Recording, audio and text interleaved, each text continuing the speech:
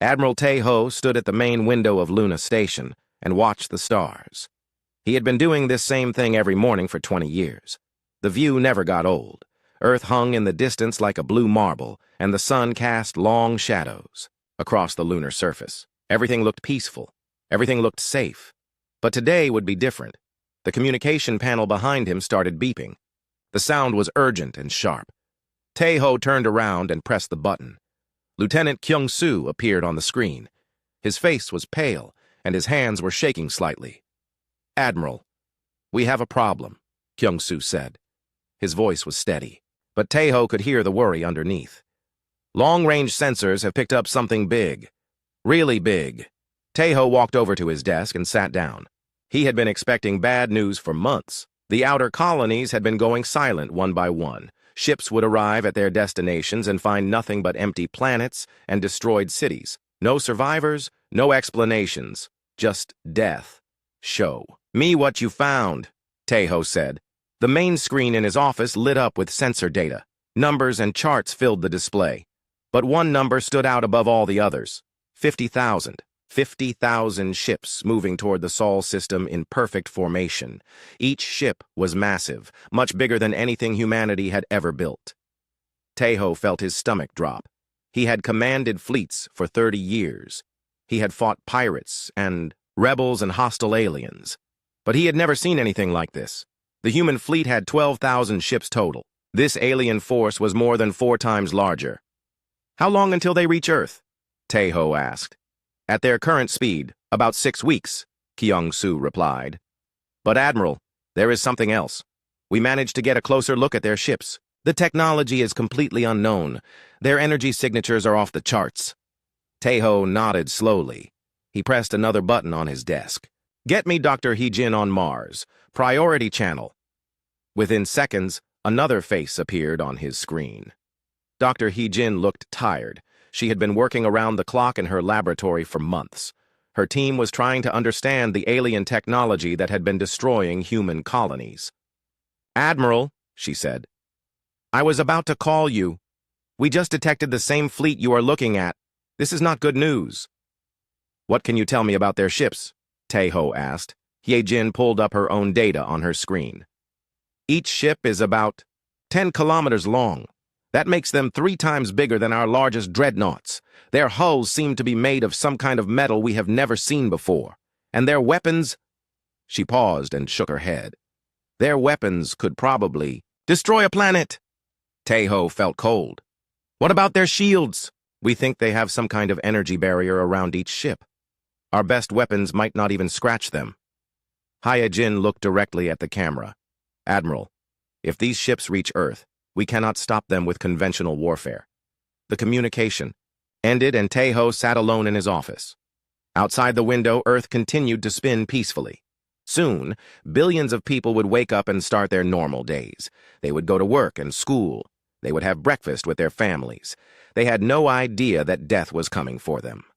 Captain Min-soo was 3 light years away when he received the emergency message. His ship, Sol's Pride, was one of the fastest scouts in the human fleet. He had been exploring the outer rim when the alert came through. The message was short and simple.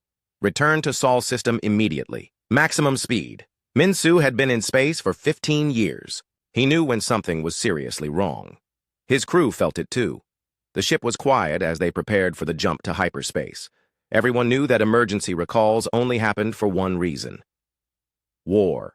The jump to hyperspace always felt strange. Reality seemed to bend and twist around the ship. Colors that had no names flashed past the windows. Space and time became meaningless. Then, just as suddenly as it started, it was over. They were back in normal space, racing toward home. "Captain," said Communications Officer Yoon Seo, "we are receiving a priority message from Luna Station." Min-soo nodded. "Put it through." Admiral Tae-ho appeared on the screen. His expression was grim. "Captain Min-soo, I need you to change course. We have detected a massive alien fleet approaching our system. I need you to get as close as possible and gather intelligence. But do not engage. Do not let them see you. Just watch and report." "Understood, Admiral," Min-soo replied. "What are we dealing with?" 50,000 ships. Unknown technology. Hostile intent. Tejo paused. Captain, this might be the end of humanity. We need to know everything we can about these aliens before they arrive. The communication ended and Minsu turned to his crew. They were all looking at him with worried faces. 50,000 ships. The number was almost impossible to believe. You heard the Admiral, Minsu said. We have a job to do. Set course for the outer edge of the system. Maximum stealth protocols. On Mars, Dr. So Young was working in her quantum physics laboratory when the alerts started coming in. She was a young scientist, only 28 years old, but she was already considered one of the best minds in her field. She had been studying alien technology samples for 2 years. The laboratory was deep underground, protected by thick walls and energy shields. It had to be. The experiments she conducted were dangerous. She was trying to understand how alien faster-than-light travel worked. The mathematics involved were incredibly complex. Her assistant, Dr. Jin Woo, ran into the lab holding a datapad. His eyes were wide with excitement and fear. So Young, you need to see this. We just intercepted energy signatures from the approaching fleet. So Young took the datapad and studied the numbers. The readings were unlike anything she had ever seen. The alien ships were generating massive amounts of energy, but the way they were doing it made no sense according to human physics. This is impossible, she said. The energy output suggests they are manipulating space-time itself. But the power requirements should be enormous. How are they doing this? Jinwoo shook his head. I have no idea, but if we can understand their technology, maybe we can find a weakness. So Young nodded and turned back to her computers. She began running calculations and simulations. The work was difficult and time-consuming, but it might be humanity's only hope. Meanwhile, in the deepest parts of space, the alien fleet continued its advance toward Earth. The ships moved in perfect formation, like a dark cloud blotting out the stars. Each vessel was a work of art and engineering. Their hulls were smooth and black, with no visible weapons or engines. They moved silently through the void. On the command ship, War Commander Veltar studied the data about his target. Earth was the third planet in a small system. It was inhabited by a species called humans. They were carbon-based life forms with limited technology. Their largest ships were primitive compared to Void Hunter vessels. Veltar had been fighting for over 1,000 years. He had destroyed countless civilizations across 17 galaxies. Humans would be no different. They would resist at first, but they would die quickly. Their technology was too weak. Their numbers were too small. The Void Hunters had a simple philosophy. Carbon-based life was a disease that needed to be cured. Only silicon-based life like themselves deserved to exist in the universe. They had made it their mission to eliminate all biological species wherever they found them. War Commander, said his second-in-command, we are detecting increased communications from the human system. They know we are coming. Veltar made a sound that might have been laughter. Let them know. Let them prepare their defenses. It will make no difference. Their weapons cannot harm us. Their ships cannot outrun us. They will die like all the others. The alien fleet continued toward Earth, unstoppable and merciless. Behind them lay the wreckage of a dozen civilizations. Ahead of them waited another world to conquer. Or so they thought. But the Void Hunters did not know about humanity's greatest strength. They did not know about the secret projects and hidden preparations. They did not know that humans had been planning for this exact scenario for 50 years. They saw only primitive technology and weak defenses. Soon they would learn the truth about humanity. Soon they would discover that appearances can be deceiving. And soon they would pay the ultimate price for their arrogance and cruelty. Deep beneath the surface of Europa, one of Jupiter's moons, Dr. Dongwu walked through corridors that officially did not exist. The facility was called Research Station Omega, but everyone who worked there knew its real name. Project Prometheus. For 50 years, the greatest minds in human space had been working on something that could change the course of history. Dongwu was 73 years old now.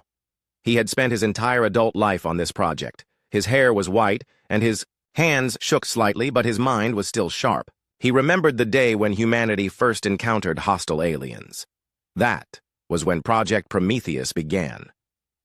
The elevator took him down another 100 meters. The facility went deep into Europa's ice.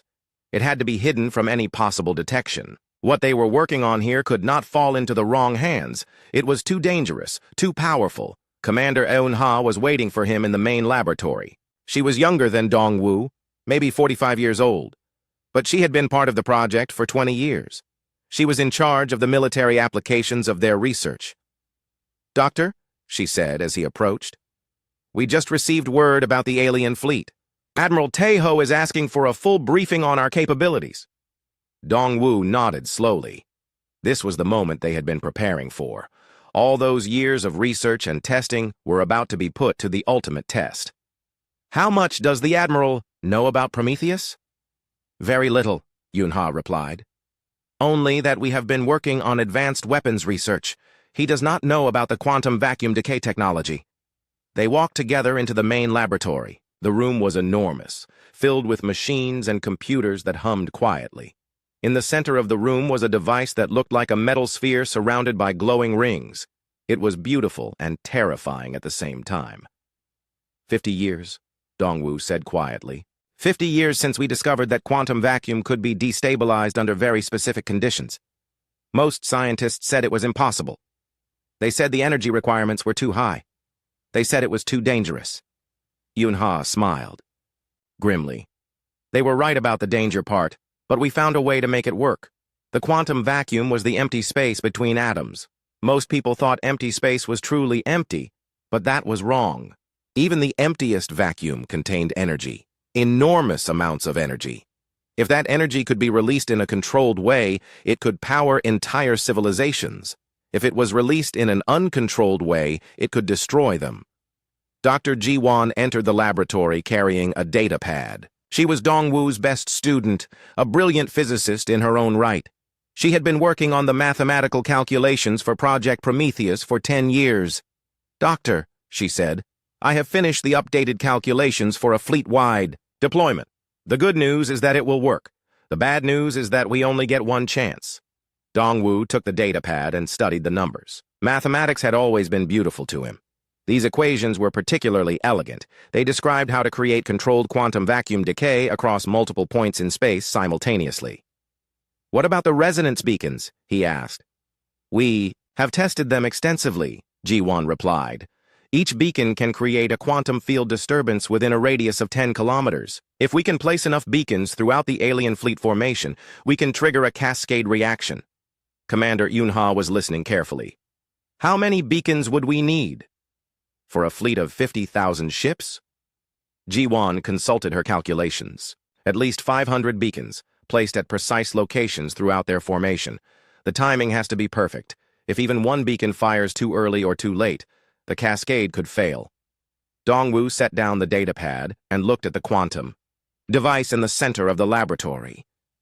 50 years of work had led to this moment. All the research, all the testing, all the preparation. It was time to see if their theories would work in practice. "There is something else," Yun-ha said. "Something the Admiral does not know about. We have been preparing the entire Sol system for this type of attack." She led them to another room, filled with star charts and tactical displays. The walls were covered with maps showing every planet, moon, asteroid, and space station in the human home system. Each location was marked with symbols and numbers. Every major installation in the Sol system has been equipped with quantum field generators, Yun-ha explained. They were installed over the past 30 years during routine construction and maintenance. Nobody questioned them because they were disguised as power systems and communication arrays. Dong-Wu stared at the displays in amazement. He had known about some of the installations, but not all of them. The scope of the preparation was incredible. "How many generators do we have?" "Over 10,000, Yun-ha replied. "They are built into Luna Station, the Mars research facilities, the asteroid mining operations, even the orbital platforms around Earth. When activated simultaneously, they will turn the entire solar system into a massive quantum weapon." Dr. Ji-won was studying the tactical displays with growing excitement. "This changes everything. With this many generators, we do not need to rely only on the beacons. We can create multiple cascade points throughout the system." On the other side of the laboratory, a communication console started beeping. Commander Yun-ha walked over and activated it. Admiral Tae-ho appeared on the screen. His expression was tired and worried. "Commander," he said, "I need a full briefing on your capabilities. The alien fleet will be here in 6 weeks. What do we have that can stop them?" Yun-ha looked at Dongwu, who nodded slowly. It was time to reveal the truth. "Admiral, I need you to sit down. What I am about to tell you will be difficult to believe."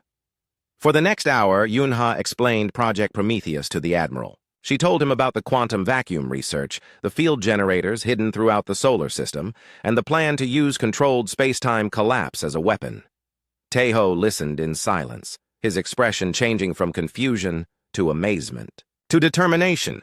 "You are telling me," Tae-ho said finally, "that we have the ability to destroy the alien fleet by collapsing space-time around them?" "That is correct," Dongwu replied. "But we need to get close enough to place the resonance beacons on their ships, and we need perfect timing. If we make any mistakes, the cascade reaction could spread beyond the alien fleet." Tae-ho was quiet for a long moment. "What do you need from me?" "We need volunteers," Yun-ha said. "Pilots who are willing to fly into the alien formation and plant the beacons. It will be extremely dangerous. Many of them will not come back. And we need the human fleet to act as a distraction," Dongwu added. "The aliens must believe they are facing a conventional battle. They cannot know about the real plan until it is too late." Admiral Tae-ho nodded. "I will get you your volunteers, and I will make sure the alien fleet focuses on our ships instead of looking for hidden threats." Meanwhile, on the other side of the galaxy, Pilot Wu Jin was completing a routine patrol when his orders came through. "Report to Luna Station immediately for special assignment. Volunteers only. Extremely high risk." Wu Jin had been flying fighters for 12 years. He had never backed down from a dangerous mission. His ship, a modified interceptor called Night Wind, was one of the fastest in the human fleet. It had been equipped with experimental stealth technology that made it nearly invisible to most sensors. Wu Jin had tested the limits of that technology many times. The flight to Luna Station took 18 hours. When he arrived, Wu Jin found dozens of other volunteer pilots waiting in the briefing room. He recognized many of them. They were some of the best pilots in human space. All of them had volunteered for a mission they knew nothing about. "Commander." Yun-ha entered the briefing room and the conversation stopped. She looked at each pilot carefully before speaking. "What I am about to tell you is classified at the highest levels. Anyone who wants to leave now may do so with no questions asked." Nobody moved. Nobody spoke. "The alien fleet approaching our system has 50,000 ships. Our conventional forces cannot stop them. But we have developed a new type of weapon. A weapon that can destroy their entire fleet in minutes. The problem is that we need to get close enough to deploy it." Activated a holographic display that showed the alien fleet formation. "Each of you will be equipped with quantum resonance beacons. Your mission is to fly into the alien formation and attach these beacons to specific ships. The beacons are small and will be difficult to detect, but you will have to get very close to the alien vessels." Pilot Nari raised her hand. "How close?" "Within 100 meters, Yun-ha replied. "The beacons must be attached directly to the hull of the alien ships." The room was silent. Everyone understood what this meant. Flying within 100 meters of an enemy warship was essentially a suicide mission. Even with stealth technology, the chances of survival were very low. Wu Jin stood up. "When do we leave?" "In 2 weeks, Yun-ha replied. "You will have that long to practice with the beacon deployment systems and to prepare for the mission. I will not lie to you. Many of you will not survive this, but if you succeed, you will save humanity." One by one, the other pilots stood up. They were afraid, but they were determined. Earth was their home. Humanity was their family. They would do whatever it took to protect both. Captain Min-Su floated in the darkness of space, watching the alien fleet through his ship's sensors. Seoul's Pride was running on minimal power, hidden behind a large asteroid 3 million kilometers from the approaching Armada. The alien ships were so massive that he could see them clearly even at this distance. For 2 weeks, Min-Su and his crew had been gathering intelligence on the enemy formation. They had learned many disturbing things. The alien ships moved with perfect coordination. as if controlled by a single mind. Their energy shields were stronger than anything in human technology, and their weapons could destroy a planet. "Captain," whispered Communications Officer Yun Seo, "we are receiving a transmission from the alien fleet." Minsu felt his heart rate increase. Had they been discovered? "Put it through. Low volume." The voice that came through the speakers was cold and mechanical. It spoke in perfect human language, which was somehow more frightening than if it had been alien sounds. "This is War Commander Veltar of the Void Hunter Fleet. We know you are watching us, humans. Your pathetic attempts at stealth cannot hide you from our sensors." Minsu exchanged worried glances with his crew. If the aliens could detect Soul's pride, they could detect anything. The stealth mission that Commander Yunha was planning might be impossible. The alien voice continued. "We are broadcasting this message to your entire system. In exactly 4 weeks, we will arrive at your homeworld. We will give you one opportunity to surrender. Abandon your planets and leave this system forever. If you refuse, we will exterminate every human life in the galaxy." The transmission ended, leaving Minsu and his crew in silence. 4 weeks. That was less time than anyone had expected. The alien fleet was accelerating toward Earth faster than their original calculations suggested. "Send a priority message to Luna Station," Minsu ordered. "Tell them the aliens will arrive in 4 weeks, not 6. And tell them the aliens can detect our stealth technology." Back on Luna Station, Admiral Tejo received Minsu's message with growing concern. The timeline had just been cut by 2 weeks. Project Prometheus would have to be ready sooner than planned. And if the aliens could detect human stealth technology, the beacon deployment mission would be even more dangerous than expected. Tejo called an emergency meeting with all fleet commanders. Within an hour, 12 of humanity's best military leaders were gathered in the main conference room. The holographic display showed the current positions of both fleets. "The situation has changed," Tejo began. "The aliens will be here in 4 weeks instead of 6. They have also demonstrated the ability to detect our stealth ships. We need to revise our entire strategy." Captain Hyun Ki, commander of the battle, Cruiser Thunderstrike, studied the tactical display carefully. "Admiral, with respect, I do not see how we can win this battle. Their fleet is 4 times larger than ours, and their technology is superior. Even with whatever secret weapons we have, the odds are impossible."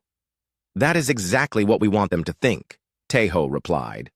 "Commander Unha, please explain Project Prometheus to my officers." For the next 2 hours, Yunha briefed the fleet commanders on the quantum vacuum weapon. She explained how the hidden generators throughout the solar system would work together to create a cascade reaction. She showed them the calculations that proved the alien fleet could be completely destroyed in a matter of minutes. When she finished, the room was silent. Finally, Commander Hyun Ki spoke. "This is either the most brilliant plan in military history or the most insane." "Both," Tejo replied. "But it is our only chance. The key is that the aliens must never suspect what we are really planning. They must believe they are facing a conventional military response." Meanwhile, on the asteroid research station Ceres, pilot Wu Jin was training with the quantum beacon deployment system. The device was smaller than he had expected, about the size of a briefcase, but it weighed almost nothing in zero gravity. The trick was attaching it to an alien ship's hull without being detected. His instructor was engineer Jae Sung, a quiet man who had helped design the beacon attachment mechanism. "The magnetic clamps will secure the beacon to any metal surface," Jae Sung explained. "But you have to be careful about the alien ship's energy fields. If you get too close to their main power sources, the beacon could be damaged." Wu Jin practiced the attachment procedure dozens of times using mock-ups of alien ship designs. The hardest part was doing it quickly while under fire. The aliens would not simply allow human fighters to fly up to their ships without responding. "How long do I have once the beacon is attached?" Wu Jin asked. 30 seconds, Jae Sung replied. "After that, the beacon will activate and begin generating the quantum field disturbance. You need to be at least 10 kilometers away when that happens, or your ship will be caught in the reaction. 30 seconds to escape from the most heavily defended ships in the galaxy." Wu Jin had faced long odds before, but this was different. This was almost certainly a one-way mission. Pilot Nari was training on a similar setup in another part of the station. She was practicing evasive maneuvers while carrying the quantum beacon. The extra weight changed her ship's handling characteristics. making it slower and less maneuverable. Every second would count during the real mission. Her co-pilot was a young man named Tai Min, who had volunteered even though he had never been in combat before. "Are you scared?" he asked her during a break in training. Nari considered the question carefully. "Yes, but fear is not always a bad thing. Fear keeps you alert. Fear keeps you alive. The trick is not letting it control you." On Earth, Dr. So Young was working around the clock in her laboratory, trying to understand the alien communication systems. Her team had intercepted hundreds of transmissions from the approaching fleet. Most of them were encrypted, but they had managed to decode some of the simpler messages. "The aliens use a form of quantum entanglement for their communications," she explained to Dr. Haya Jin during a video conference. "It allows them to send messages instantly across any distance, but it also means their fleet coordination is perfect. They can react to threats immediately," Jin nodded. "What about their weapons? From what we can tell, they use focused gravitational fields to crush their targets. They literally increase the gravity around enemy ships until the hulls collapse." So Young paused. "But there is something strange about their energy signatures. I keep seeing patterns that do not make sense." "What kind of patterns?" "The aliens seem to be generating massive amounts of energy, but they are not using most of it. It is as if they are holding something in reserve, something big." This information worried Jin. If the aliens had weapons they had not yet revealed, Project Prometheus might not be enough to stop them. She decided to share this concern with Commander Yun-Ha. Meanwhile, deep in space, the alien fleet continued its relentless advance toward Earth. War Commander Veltar stood on the bridge of IAE, his flagship, studying tactical displays showing the human solar system. His sensors had detected the human fleet gathering near Earth, 12,000 ships arranged in defensive formations. "Pitiful," he said to his second-in-command. "They plan to make a stand at their homeworld. They do not understand that their weapons cannot harm us." "Should we alter our approach?" asked the second-in-command. "No. Let them gather their forces. Let them believe they have a chance. It will make their despair more complete when we destroy them." Veltar's expression was cold and merciless. "Besides, a quick battle will save time. We have other systems to cleanse after this one." The Void Hunters had perfected the art of extermination over thousands of years. They had learned that hope was humanity's greatest weakness. If they allowed their enemies to believe they could win, the final defeat would be more devastating. Entire civilizations would surrender without a fight once they saw what happened to those who resisted. But War Commander Veltar had never encountered a species like humanity before. He did not understand that humans became more dangerous when they were desperate. He did not know about their capacity for sacrifice and innovation, and he had no idea that his perfect, unstoppable fleet was flying directly into the most sophisticated trap in galactic history. Back on Luna Station, final preparations were being made for the most important battle in human history. The quantum beacon teams were ready. The fleet was positioned. The hidden generators throughout the solar system were powered up and waiting. Admiral Tae-ho stood in his office, looking out at Earth one last time. In a few days, either humanity would survive and prosper, or it would be extinct. Everything depended on perfect timing, incredible courage, and a 50-year-old scientific theory that had never been tested on this scale. He activated his communication console and sent a message to every human ship, station, and colony in the galaxy. "This is Admiral Tae-ho of the Terran Defense Fleet. In the next few days, we will face the greatest threat in human history. We are outnumbered and outgunned, but we are not defeated. We have something our enemies do not expect. We have each other. We have hope, and we have a plan that will show the galaxy what humanity is truly capable of." The message spread across human space at the speed of light. On distant colonies and mining stations, people gathered around communication screens. To hear their admiral's words, they knew the odds. The alien fleet emerged from hyperspace at the edge of the Sol system like a dark storm cloud. 50,000 ships spread across millions of kilometers of space, moving in perfect formation toward Earth. Each vessel was a masterpiece of destruction, bristling with weapons that could shatter planets. War Commander Veltar stood on the bridge of his flagship and studied the tactical displays. The human fleet was exactly where his sensors had predicted it would be. 12,000 ships arranged in defensive layers around their homeworld. It was a pitiful sight. "They are trying to protect their breeding world," he said to his officers. "How touching. Begin the advance. Standard extermination formation." The Void Hunter fleet began moving forward, accelerating steadily toward the inner solar system. Their ships moved like dancers in a carefully choreographed performance. Every movement was calculated. Every position was precise. They had done this thousands of times before. On Luna Station, Admiral Tejo watched the alien approach with cold determination.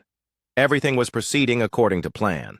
The enemy fleet was following the exact course that Dr. Jiwan had predicted in her calculations. They were moving into the trap without knowing it. "All ships, this is Admiral Tejo," he broadcast to the human fleet. "Remember, we are not trying to win a conventional battle. Our job is to guide the enemy fleet into position.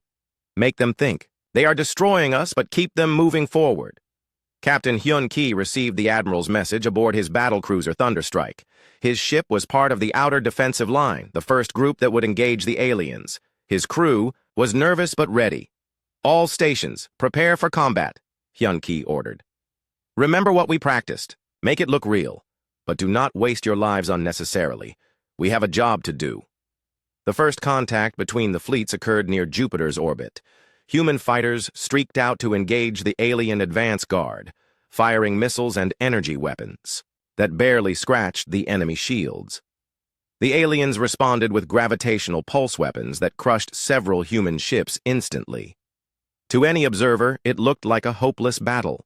The human weapons seemed useless against alien technology. Ships were being destroyed faster than they could retreat. But hidden among the chaos, something else was happening. Pilot Wu Jin launched from Luna Station in his modified fighter Night Wind, carrying the first quantum beacon. His ship was equipped with the latest stealth technology, making it nearly invisible to most sensors. But he knew the aliens could detect human stealth systems. This mission would require more than technology. It would require skill and luck. "Night Wind, this is Control," came Commander Yun Ha's voice through his radio. "You are clear for Beacon Run Alpha. Target is the alien command ship in grid 779. Wu Jin acknowledged the order and began his approach. The alien command ship was enormous, easily 3 times the size of any human vessel. Its hull was smooth and black, with no visible weapons or engines. It looked more like a work of art than a warship. As he got closer, Wu Jin could see the ship's energy shields shimmering around its hull.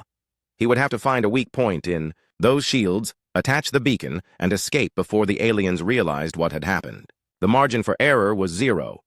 Meanwhile, pilot Nari was approaching her target from a different angle. Her ship carried beacon number 2, which needed to be placed on a specific alien destroyer in the center of their formation. The flight path took her directly through the heaviest concentration of enemy fire. "This is crazy," muttered her co-pilot Taemin as alien energy bolts flashed past their cockpit. "Crazy is what makes it work," Nari replied, rolling her ship to avoid a gravitational pulse that would have crushed them instantly. "The aliens think we are just another fighter squadron. They have no idea what we are really doing." She was right. The Void Hunters were focused on the main battle, where human ships were being destroyed in large numbers. They did not notice the small fighters weaving through their formation. It was exactly what Admiral Tejo had hoped for. On the alien flagship, War Commander Veltar watched the battle with satisfaction. The human ships were falling back exactly as expected. Their weapons were ineffective and their tactics were primitive. This would be over soon. "War Commander," reported his tactical officer, "the humans are retreating toward their inner defensive line. Should we pursue at maximum speed?" "No," Veltar replied. "Maintain formation. Let them retreat to their homeworld. I want them to watch as we destroy everything they hold dear." This decision was exactly what humanity needed. By maintaining their tight formation, the aliens were keeping their ships close together. This would make the quantum cascade reaction more effective when it was finally triggered. Deep beneath Europa's surface, Dr. Dongwu monitored the battle from the Project Prometheus Control Center. The main display showed the positions of both fleets, with small green dots indicating where the quantum beacons needed to be placed. So far, only 2 beacons had been successfully deployed. "We need at least 500 beacons for the cascade to work properly," he said to Dr. Ji-won. "At this rate, it will take hours to place them all." "The pilots are doing their best," Ji-won replied. "But the alien defenses are stronger than we expected. We are losing fighters faster than we anticipated." Dongwoo nodded grimly. He had known this would be costly. But the alternative was the extinction of humanity. They had to succeed, no matter the price. Back in space, Wu Jin had reached his target. The alien command ship loomed above him like a metal mountain. Its shields were powerful, but he had found a weak point near the ship's rear section. He carefully maneuvered his fighter through the shield barrier and approached the hull. The Quantum beacon felt heavy in his hands as he prepared to attach it to the alien ship. This small device contained 50 years of human scientific achievement. If it worked, it would help destroy the most powerful fleet in galactic history. Wu Jin pressed the beacon against the alien hull and activated the magnetic clamps. The device attached itself securely to the metal surface. Green lights indicated that it was functioning properly. Now he had 30 seconds to escape before the beacon activated. He pushed his fighter's engines to maximum power and raced away from the alien ship. Behind him, alarms were starting to sound on the enemy vessel. They had detected the foreign object attached to their hull. But it was too late. The quantum beacon activated exactly 30 seconds after attachment. It sent out a pulse of exotic energy that penetrated deep into the alien ship's structure. The effect was invisible to normal sensors, but it was real. The beacon was now broadcasting a quantum signature that would be detected by the hidden generators throughout the solar system. Nari completed her mission a few minutes later, successfully attaching beacon number 2 to her target ship. But as she tried to escape, an alien energy bolt struck her fighter's engine. The ship began spinning out of control. "Engine failure," reported Tae-min. "We are going down." Nari fought to regain control of her ship, but the damage was too severe. They were going to crash into the alien destroyer they had just marked with a beacon. But maybe that was not such a bad thing. "Tae-min," she said calmly, "it has been an honor flying with you."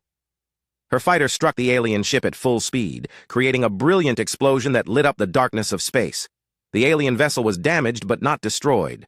However, the quantum beacon remained attached to its hull, continuing to broadcast the signal that would seal the fate of the entire enemy fleet. The battle continued for several more hours. Human ships retreated in apparent defeat while small groups of fighters continued their secret mission.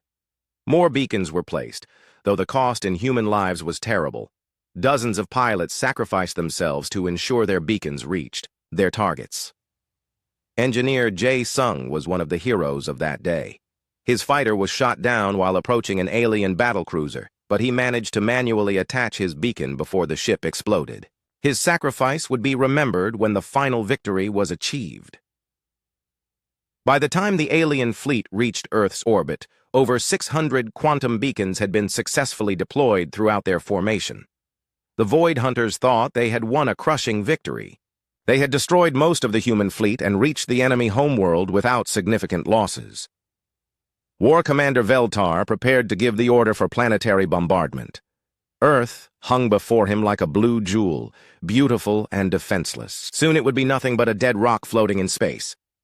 "Begin charging the planetary destruction weapons," he ordered. "I want this world reduced to dust." But down on Earth and throughout the solar system, the hidden quantum field generators were powering up. For 50 years, they had waited for this moment.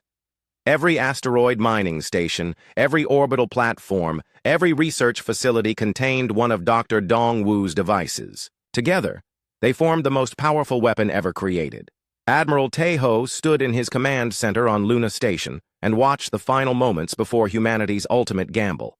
Either Project Prometheus would work exactly as planned, or the human species would be extinct within the hour. "All generators show ready status," reported Commander Yun-ha. "Quantum field alignment is perfect. We have clear signals from 612 beacons." Tae-ho took a deep breath. The countdown reached 0 at exactly 14:23 Terran Standard Time. All across the Sol system, hidden quantum field generators activated simultaneously. On Luna Station, Admiral Tae-ho pressed the activation button that would either save humanity or destroy it. The generators on Mars, Europa, Ceres, and thousands of other locations began drawing power from the very fabric of space itself. Dr. Dongwu watched the readings on his control panel as 50 years of theoretical research became reality. The space quantum vacuum around each beacon began to destabilize in carefully controlled patterns. Space itself started to change in ways that most people could never imagine. War Commander Veltar was standing on his flagship's bridge when the first effects became visible. The stars around his fleet began to flicker and change color. Space seemed to bend and twist in impossible ways. His tactical officers reported energy readings that made no sense according to Void Hunter science. "What is happening?" Veltar demanded. "Where are these energy signatures coming from?" His science officer studied his instruments with growing alarm. "War Commander, we are detecting massive quantum field disturbances throughout our formation. The energy source appears to be the small devices attached to our ships." Veltar felt cold dread spreading through his body. The humans had not been trying to fight a conventional battle. They had been doing something else entirely, something that his people did not understand. "Remove those devices immediately," he ordered. "We cannot," replied the science officer. "They have become quantum entangled with our ship hulls. Any attempt to remove them will cause catastrophic hull failure." On Luna Station, Dr. Jiwon monitored the cascade reaction as it spread through the alien fleet. The mathematics were beautiful and terrifying. Each quantum beacon was creating a localized space-time disturbance that connected to every other beacon through quantum entanglement. The effect was growing stronger every second. "Cascade formation is optimal," she reported to Admiral Tae-ho. "All beacon signals are synchronized. Beginning final phase activation." Commander Eun-ha initiated the final sequence. Throughout the solar system, every hidden generator began operating at maximum power. The quantum vacuum around the alien fleet became increasingly unstable. Reality itself was beginning to break down in controlled patterns. The first alien ship to be destroyed was a destroyer on the edge of the formation. The quantum field around it collapsed suddenly, creating a microscopic black hole that consumed the entire vessel in less than a second. The ship simply vanished, leaving only empty space where it had been. War Commander Veltar watched in horror as more ships began disappearing. The destruction was spreading through his fleet like a plague. Each vanishing ship created new quantum disturbances that affected nearby vessels. The cascade reaction was accelerating.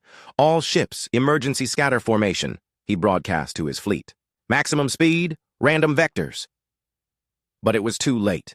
The quantum beacons had created a web of entangled fields throughout the Void Hunter formation. No matter where the ships tried to flee, they were still connected to the cascade reaction.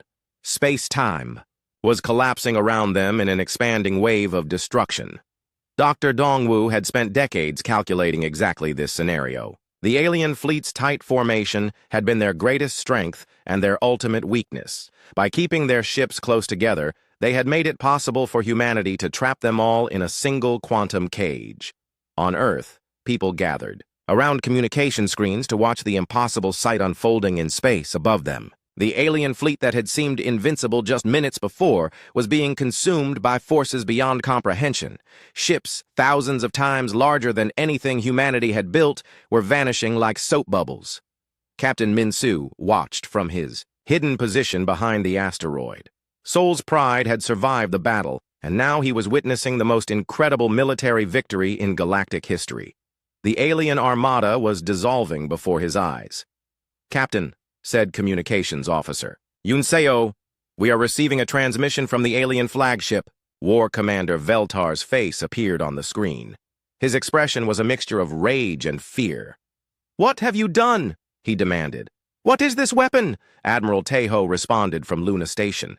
His voice was calm and steady. "This is not a weapon, Commander. This is justice. You came to our system to commit genocide. You threatened to exterminate an entire species. Now you face the consequences of your actions." "This is impossible," Veltar replied. "Your technology is primitive. You cannot manipulate space-time itself. You made the same mistake that every tyrant in history has made," Tae-ho said.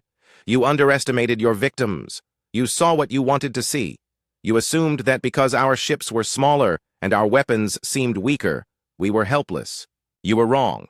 The alien flagship was one of the last ships to be consumed by the cascade reaction." Veltar's final transmission was a single word: impossible. Then the massive vessel vanished into the quantum void, taking with it the last remnant of the Void Hunter fleet that had terrorized 17 galaxies. In exactly 17 minutes and 32 seconds, 50,000 alien warships had been completely obliterated. Not a single enemy vessel survived. The space around Earth was empty again, filled only with the wreckage of human ships that had died in the diversionary battle. But their sacrifice had not been in vain. Humanity had survived its greatest test. Dr. Dongwu shut down the quantum field generators one by one. The cascade reaction was complete, and the exotic energies were dissipating safely into normal space.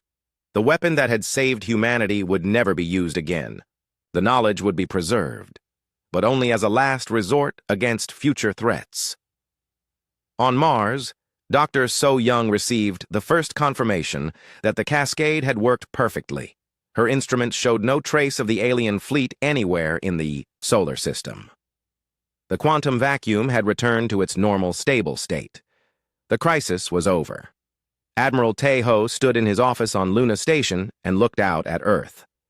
The blue planet continued to spin peacefully, unaware of how close it had come to complete destruction. Billions of people would wake up tomorrow morning and go about their normal lives, never knowing that they had almost become extinct. But the victory came with a cost. Over 3,000 human pilots and crew members had died in the diversionary battle. Their names would be remembered in every history book written from this day forward.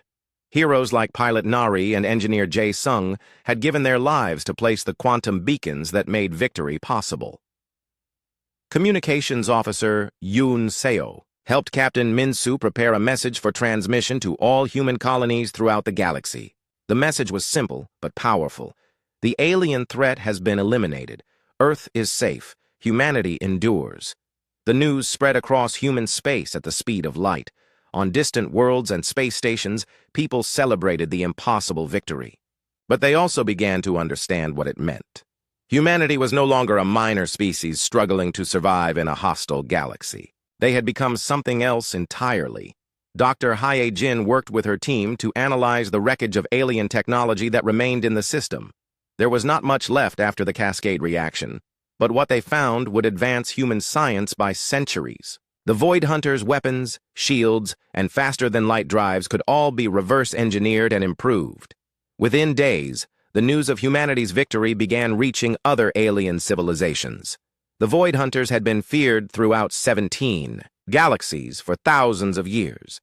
The fact that they had been completely destroyed by a primitive species sent shockwaves across the known universe. Some alien races that had been enslaved by the Void Hunters began to rebel against their remaining forces. Others sent diplomatic messages to Earth, requesting peaceful contact with the species that had accomplished the impossible. The balance of power in the galaxy had shifted permanently.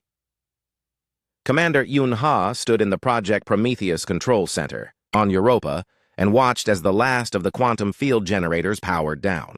50 years of preparation had culminated in 17 minutes of perfect execution. The project was complete, but its legacy would last forever. Young scientists like Dr. Jiwon would spend the rest of their careers studying what they had accomplished. The ability to manipulate quantum vacuum fields would revolutionize everything from space travel to energy production. Humanity would use this knowledge to build a better future for all species. But perhaps the most important message was the one that Admiral Taeho broadcast to the entire galaxy. He spoke directly to any species that might be considering hostile action against humanity. We are a peaceful people. We do not seek conflict or conquest. We welcome all species that come to us in friendship and cooperation. But let this day serve as a warning to any who would threaten our existence. We will defend ourselves with every resource at our disposal. We will use the fundamental forces of the universe itself if necessary. And we will never surrender to those who seek our extinction. The message was received and understood across thousands of worlds. Humanity had announced its presence to the galaxy in the most dramatic way possible. They were no longer victims. They were survivors, and they were ready to take their place among the stars. As the Sol system returned to normal,